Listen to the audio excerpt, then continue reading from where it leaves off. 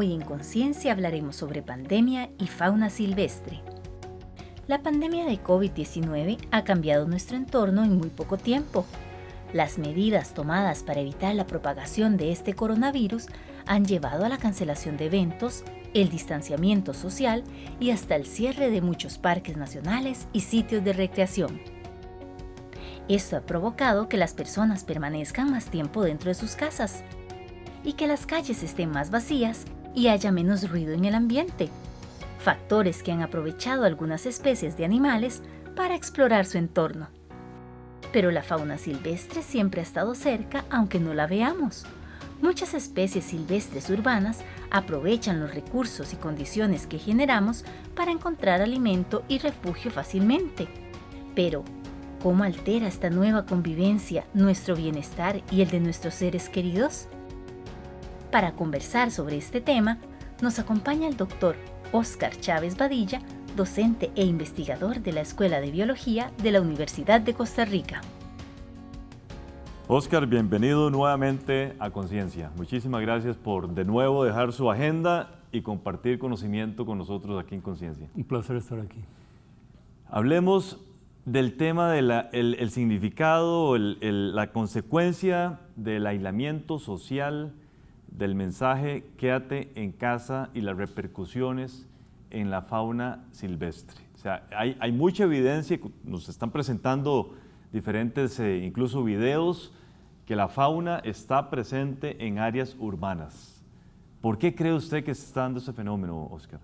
Sí, ese fenómeno es muy interesante y no es exclusivo de Costa Rica, en diferentes lugares del mundo, en África, en Sudamérica, en Centroamérica, se han estado realizando avistamientos, digámoslo de alguna forma, inusuales de fauna silvestre, como jaguares, otros tipos de felinos, coyotes, pumas, aves. Incluso con monos. Incluso con primates, varios tipos de primates. Por ejemplo, el mismo tití, que es una especie amenazada de extinción, se ha visto recientemente en Dota, por ejemplo, que es algo inédito en la distribución de la especie. Incluso en Cartago. Incluso en Cartago, imagínate. Impresionante. Y todo eso está directamente relacionado con la encerrona que estamos viviendo, ¿sabe? A partir de esa encerrona comenzaron a verse alrededor del mundo diversos casos de fauna silvestre que incluso como en África están tomando las calles, los elefantes, hipopótamos, etc. Y eso parece sorprendente, pero en realidad hasta podría haber sido predicho por diversos modelos ecológicos, como por ejemplo un modelo que denominamos el paisaje del miedo, que se refiere a la variación de la percepción del riesgo de depredación por la fauna silvestre, de manera que dependiendo de cómo varíe la presencia humana en un paisaje, en un área geográfica determinada, así los animales van a percibir como más o menos riesgoso entrar o ir a forrajear en esas áreas. Entonces, normalmente cuando el depredador está presente en diversas áreas del hábitat de un animal X, por ejemplo un mono, entonces él va a percibir esas áreas como arriesgadas para forrajear o realizar sus actividades y las evita consistentemente a lo largo del tiempo. Sin embargo, cuando esa amenaza potencial, en este caso el ser humano, y sus actividades, el ruido, etcétera, desaparecen por un tiempo determinado, ellos paulatinamente comienzan, por decirlo de alguna forma, a recolonizar esas áreas que en algún momento también fueron ocupadas. Lo que cuesta entender, Óscar, es cómo entender que estos animales silvestres prefieren zonas urbanas a su hábitat natural.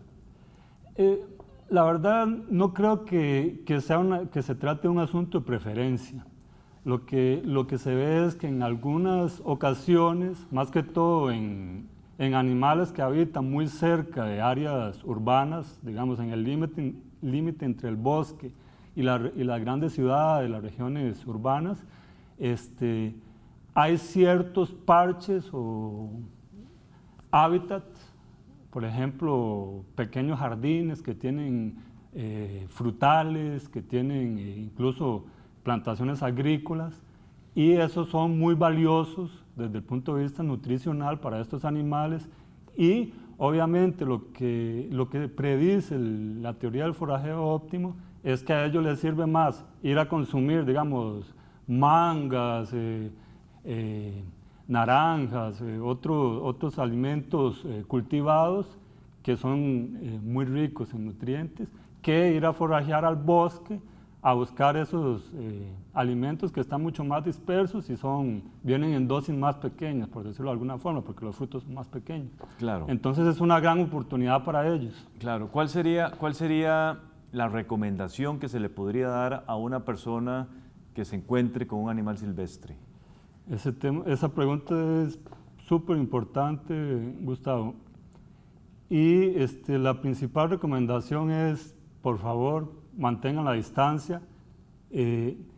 Esencialmente, no les den alimento, porque eso puede aumentar la probabilidad de transmisión bilateral, por decirlo de alguna forma, bidireccional más bien, entre esos animales y el ser humano. Incluso, aún está en estudio, no sabemos aún si el ser humano es capaz de transmitir el COVID-19 para la fauna silvestre, lo cual podría ser catastrófico, ¿sabe? Porque nosotros tenemos tratamiento, pero la fauna silvestre no tiene tratamiento contra eso. Bueno, ya hay un caso, el tigre en el Museo de New York fue contagiado por parte del cuidador. Y algunos gatos también domésticos que se ha visto, pero no ha trascendido mucho. Pero digamos, en primates africanos, principalmente en simios, sabemos que la probabilidad de transmisión del COVID-19 es muy alta.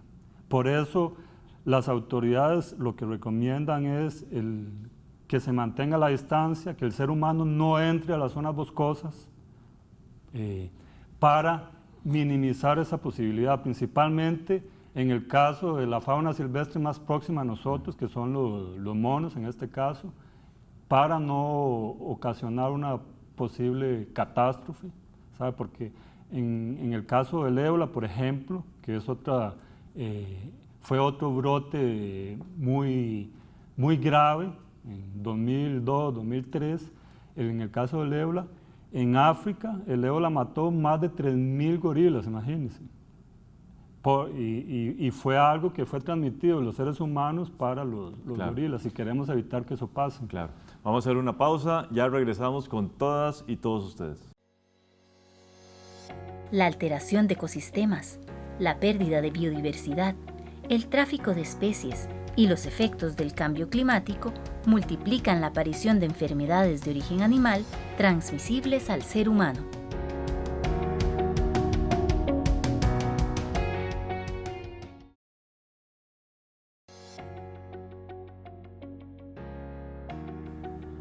Gracias por continuar con nosotros. Estamos hablando con el doctor Óscar Chávez Badilla, quien es profesor e investigador de la Escuela de Biología de la Universidad de Costa Rica. Óscar, recientemente he sido alertado de una situación muy preocupante, que es el tema de los cazadores en áreas protegidas, particularmente en el Parque Nacional Corcovado, pero yo no descarto que la misma situación se esté dando en otros parques o áreas protegidas, como indicamos.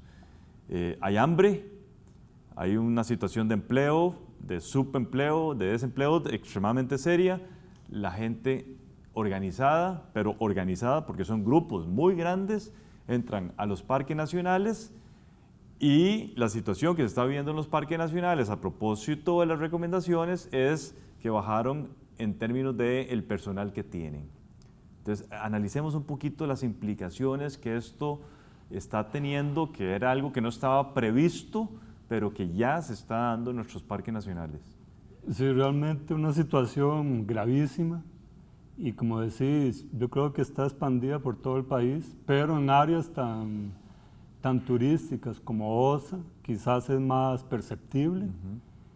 Y en cierta forma eso era predecible si tomamos en consideración que la mayor parte de la población en la península de Osa, por ejemplo, depende directa o indirectamente del turismo. Con turismo cero, ¿qué va a hacer la gente? Algunos pocos se dedican a agricultura de subsistencia en esa región, pero no es una gran vocación también. Y existe, además de eso, una cultura, por decirlo de cierta forma, de cacería, que aún no ha desaparecido en esas regiones, principalmente con las personas locales más antiguas, por decirlo de alguna forma.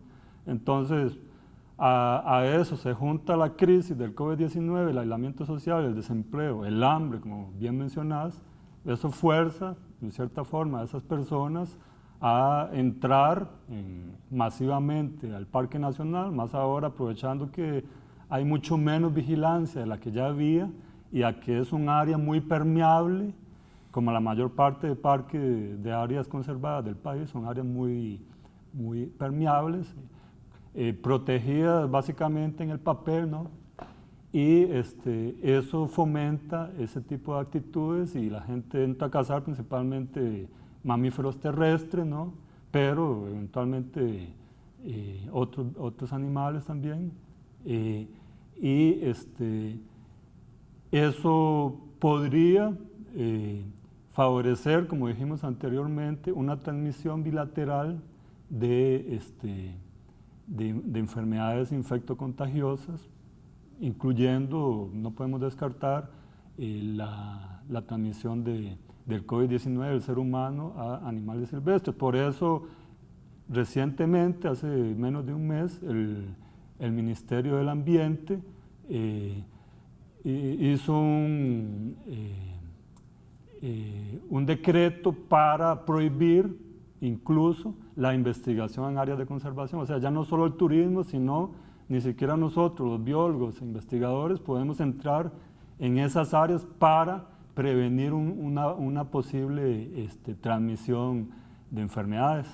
Pero sí pueden entrar los cazadores en pero forma los ilegal. cazadores no tienen ley, ¿no? Paradójico. No hay ley. Es impresionante. Y realmente la única solución a corto plazo que veo, la más obvia sería aumentar de nuevo el número de guardaparques en la región, pero principalmente concientizar a la población en general de por qué no entrar a los parques nacionales en estas épocas y menos a cazar.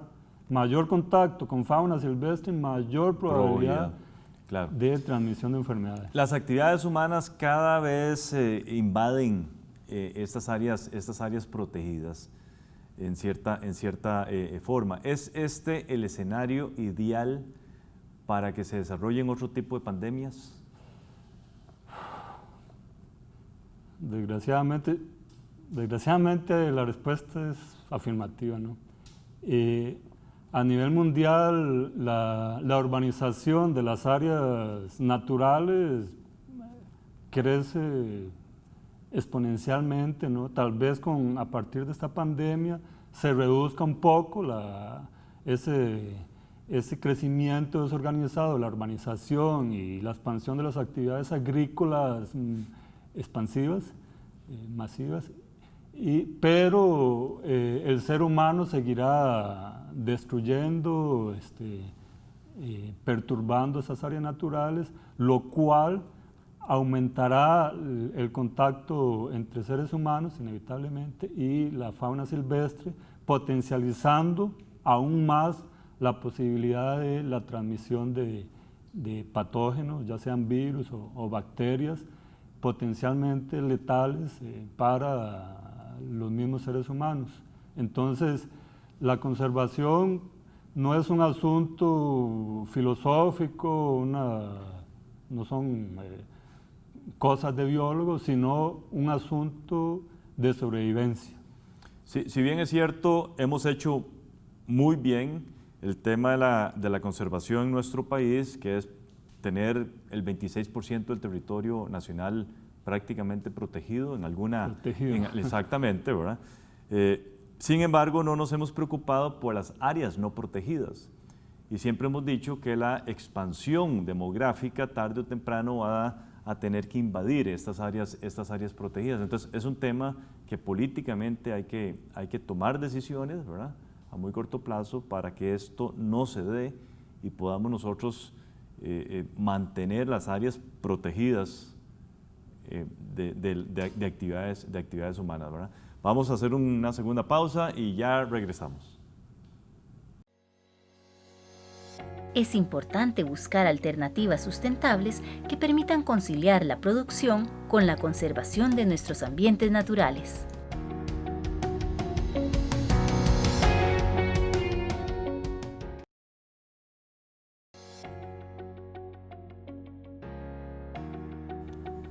Conversamos con el doctor Óscar Chávez Badilla sobre pandemias y fauna silvestre. Óscar, ¿por qué los murciélagos siempre han sido asociados con pandemias, con el ébola, con el SARS y evidentemente con el COVID-19? Sí, ese tema es realmente fascinante, ¿sabe? Entonces, tendríamos que regresar a tocar asuntos más evolutivos, pero voy a intentar expresarlo de una forma más simple. Los murciélagos, debido a su amplia diversidad, recordemos que existen casi 1.200 especies de murciélagos, y a sus hábitos extremadamente gregarios. En una cueva, por ejemplo, de murciélagos, uno puede encontrar hasta más de 200.000 individuos, ¿saben?, en unos pocos metros cuadrados. Todos extremadamente hacinados, prácticamente pegados uno con el otro, lo cual aumenta exponencialmente la probabilidad de transmisión de diversos virus, y bacterias, etcétera, ectoparásitos, y básicamente por esa alta diversidad y ese alto gregarismo de los murciélagos es que presentan tantísimas diversidad de virus. A partir de ahí más bien viene la lección de que el aislamiento social es extremadamente importante. Los murciélagos nos dan un ejemplo, ¿sabe? Claro. Lo que no debemos hacer, ¿sabe? Ese gregarismo, claro, ahí es extremo, ¿no? Es un gregarismo absoluto. Y luego otro factor que contribuye es que, bueno, poca gente tal vez ha entrado a una cueva repleta de murciélagos, pero cuando uno entra en esas cuevas, el guano, que es el excremento de los murciélagos, te llega a las rodillas. Entonces ellos no solamente están hacinados, sino viven sobre una letrina de hasta más de 1 metro de profundidad, y obviamente tenemos todas las condiciones necesarias para que los virus sean felices. Solo que en el caso de murciélagos, como ese comportamiento ha evolucionado por millones de años, también hay adaptaciones en el sistema inmunológico muy efectivas para reducir la letalidad de esos virus, por lo menos en los murciélagos. Pero en otros potenciales hospederos que nunca han tenido contacto con esos virus, esas enfermedades pueden ser letales, como estamos viendo en el caso del COVID, como en el caso del ébola, etc. Claro. ¿Qué enseñanzas, qué aprendizaje nos deja esta pandemia con respecto a estilos de vida y nuestra relación con el ambiente? ¿Cuál sería su mensaje en este sentido, Óscar? Claro, bueno, las enseñanzas son muchísimas, pero tal vez voy a destacar algunas que para mí son las más relevantes desde el punto de vista social y filosófico, como que esta pandemia nos deja claro que el ser humano no es ajeno a los procesos naturales que gobiernan la naturaleza. Entonces somos tal vez de las criaturas, por decirlo de alguna forma, más vulnerables a esas enfermedades, a pesar de toda nuestra tecnología, a pesar de que presumimos de ser la parte más alta de la evolución o la cúspide de la evolución, la verdad lo que estamos viendo es que la humanidad podría desaparecer en poco tiempo, ¿sabe? A pesar de todos esos avances y que nos creemos más inteligentes y todo, sí seguimos con ese comportamiento irracional de destruir todo lo que está a nuestro alrededor y un irrespeto absoluto por los otros seres vivos. Entonces, básicamente la naturaleza o nuestro comportamiento irracional más bien nos está pasando la factura de toda esta locura que hemos hecho en los últimos siglos, que es negar nuestra propia animalidad, negar nuestro vínculo íntimo con la naturaleza, nuestro origen común y nuestro destino común. Entonces, y también negar la importancia de una relación con los otros seres exactamente, vivos, un equilibrio. Hemos roto ese equilibrio y por eso estamos pagando el precio. Y lo seguiremos pagando y quizás más grave todavía, ojo ahí, quizás cosas más graves vendrán si seguimos actuando como lo hemos hecho hasta 2019.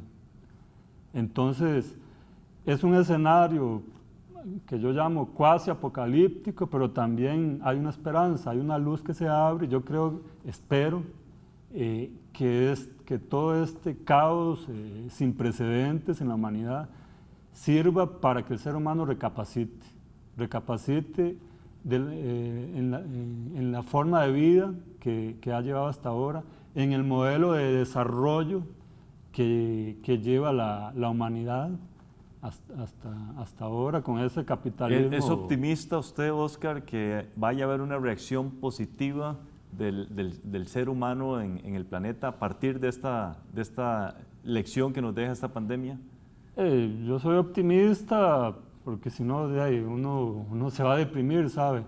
Ahora a veces el optimismo no necesariamente está de la mano con el realismo, pero bueno, yo prefiero ser un poco iluso y optimista y pensar que esta crisis tiene solución y que el ser humano va a hacer las cosas más inteligentemente a partir de lo que queda del año y de los próximos años para evitar o prevenir que situaciones similares sigan ocurriendo y que entendamos que somos parte integral de la naturaleza y que la conservación no es un lujo, no es algo retrógrada, algo que romántico. Algo romántico que se opone al desarrollo, que es la mentalidad de la mayoría de la gente y en particular de los políticos, empezando por las grandes potencias, sino que es una cuestión de sobrevivencia básica.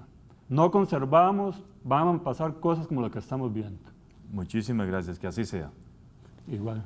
Gracias a todas y todos ustedes. Continúen con la programación de Canal UCR, no sin antes ver nuestra unidad de conceptos. Bienvenidos y bienvenidas a un segmento más de Conceptos. Soy Catalina Lao y voy a definir lo que dijo nuestro invitado aquí. La posibilidad de la transmisión de patógenos, ya sean virus o bacterias.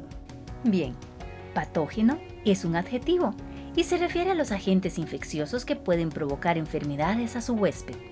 Como señala el invitado, este término se emplea normalmente para describir microorganismos como los virus, las bacterias y los hongos, entre otros. Además, nuestro invitado dijo: de diversos virus, y bacterias, etcétera, ectoparásitos. Bien, ectoparásito es un sustantivo y se refiere al organismo que vive en el exterior de su huésped y se beneficia de la relación a expensas de éste. Quizá por su nombre no lo reconozca, pero son más comunes de lo que imagina. La mosca, los piojos, las pulgas o las garrapatas son ejemplos de ectoparásitos. Esto fue Conceptos. Los espero en otro programa de conciencia para seguir definiendo más palabras. Recuerde que puede seguirnos por nuestros canales de Facebook y YouTube. Hasta la próxima.